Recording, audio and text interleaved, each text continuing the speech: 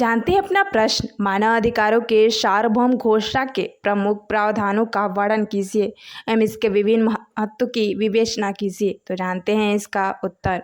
मानव अधिकारों की सार्वभौम घोषणा universal declaration of human right UDHR 10 दिसंबर 1948 को संयुक्त राष्ट्र महासभा द्वारा पेरिस में अपनाई गई थी।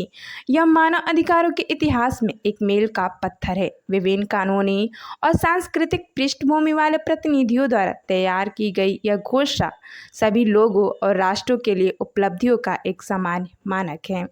अब जान लेते हैं इसके प्रमुख प्रावधानों को। यूडीएचआर के अनुच्छेद मुख्य रूप से 3 श्रेणियों में विभाजित किए गए हैं: नागरिक एवं राजनीतिक अधिकार, आर्थिक, सामाजिक एवं सांस्कृतिक अधिकार तथा सामान्य सिद्धांत। अब जान लेते हैं इसके महत्वपूर्ण अनुच्छेदों को। अनुच्छेद 1, सभी मनुष्य जन्म से स्वतंत्र और समान गरिमा व अधिकारों वाले होते हैं। उन्हें बुद्धि एवं अंतरात्मा प्राप्त है, इसीलिए उन्हें भ्रातृत्व की भावना से व्यवहार करना चाहिए। अनुच्छेद 2, सभी अधिकारों में भेदभाव का निषेध, जाति, रंग, लिंग, भाषा, धर्म, राजनीतिक मत, राष्ट्रीयता, संपत्ति आदि के आधार पर भेदभाव नहीं करना है। अनुच्छेद 3, जीवन, स्वतंत्रता और सुरक्षा का अधिकार प्रदान करता है। उसी तरह अनुच्छेद 4, गुलामी और दास व्यापार का उन्मूलन, इस पर रोक लगाता है। अनुच्छेद 5, यातना या क्रूर, अमानवीय, अपमानजनक व्यवहार से मुक्ति दिलाता है, यानी कि कोई भी व्यक्ति किसी भी व्यक्ति के साथ क्रूर व्यवहार नहीं कर सकता है। अनुच्छेद 6 से 11 तक में बताया गया है कि कानून के समक्ष समानता, यानी कानून की नज़र में हर व्यक्ति समान है। न्याय की प्राप्ति, मनमानी गिरफ्तारी से मुक्ति, निर्दोष सिद्धि होने तक दोषी न मानना आदि, यानी कि जब तक व्यक्ति गिरफ्तार ना हो तब तक उसे दोषी ना माना जाए। अनुच्छेद 12 से 17, गोपनीयता का अधिकार, आवागमन की स्वतंत्रता, शरण का अधिकार, विवाह का अधिकार, संपत्ति का अधिकार, ये सभी अधिकार प्राप्त हैं। अनुच्छेद 18 से 21 तक में बताया गया है विचार और धर्म की स्वतंत्रता, अभिव्यक्ति की स्वतंत्रता, सभा और संघ बनाने की स्वतंत्रता तथा सरकार में भागीदारी लेने यानी मतदान का अधिकार। अनुच्छेद 22 से 27 तक में बताया गया है सामाजिक सुरक्षा, काम का अधिकार, उचित वेतन, आराम और छुट्टी, शिक्षा का अधिकार, सांस्कृतिक जीवन में भागीदारी और पर्याप्त जीवन स्तर का अधिकार। अनुच्छेद 28 में बताया गया है ऐसी सामाजिक और अंतर्राष्ट्रीय व्यवस्था का अधिकार जिसमें इन सभी अधिकारों का पूर्ण रूप से रियलाइजेशन हो सके। अनुच्छेद 29 से 30, समुदाय के प्रति कर्तव्य और इन अधिकारों का दुरुपयोग न होने देने का प्रावधान के बारे में बताया गया है। अब जान लेते हैं इसके विधिक महत्व को। यूडीएचआर का महत्व बहुआयामी और दूरगामी है।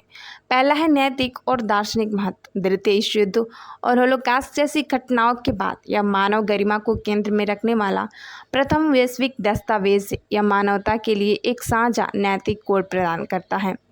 दूसरा है अंतर्राष्ट्रीय कानून का आधार। हालांकि स्वयं बाध्यकारी नहीं है, लेकिन यह international bill of human right का प्रथम स्तंभ है। इससे प्रेरित होकर 2 प्रमुख संधियां बनी।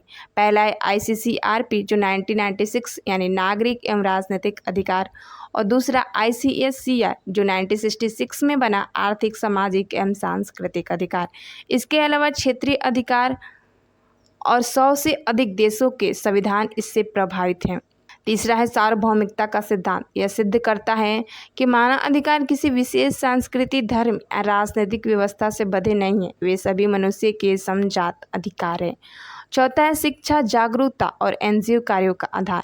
500 से प्लस भाषाओं में अनुवादित amnesty international, human right watch, UN human right counselling आदि इसके माध्यम से कार्य करते हैं। विश्व मानव अधिकार दिवस 10 दिसंबर इसी घोषणा की याद में मनाया जाता है। पांचवा है राष्ट्र स्तर पर प्रभाव। भारत के संविधान के मूल अधिकार भाग 3 और निर्देशक सिद्धांत भाग 4 यूडीएचआर से काफ़ी प्रेरित है। कई देशों में न्यायालय यूडीएचआर का हवाला देकर निर्णय देते हैं। छठा है समसामयिक प्रासंगिकता। आज यह डिजिटल ग्रुप के नए अधिकारों, लिंग समानता, पर्यावरण अधिकार, प्रवासी अधिकार और AI नैतिकता जैसे मुद्दों पर मार्गदर्शन देता है। अब इसकी सीमाएं जान लेते हैं। यह घोषणा है, इसलिए कानूनी रूप से बाध्यकारी नहीं। क्रियान्वयन राष्ट्रों की राजनीतिक इच्छा शक्ति पर निर्भर करता है। फिर भी इसका नैतिक बल अत्यधिक शक्तिशाली है और यह उत्पीड़नों के लिए संघर्ष का हथियार बना हुआ है। अगर इसे संक्षेप में जाने तो यूडीएचआर ने विश्व को यह संदेश दिया कि मानव गरिमा सर्वोपरि है और सभी राष्ट्र को इसको सम्मान के लिए प्रयास करना चाहिए। यह आज भी स्वतंत्रता, समानता और न्याय के वैश्विक संघर्ष का प्रेरणा स्रोत है।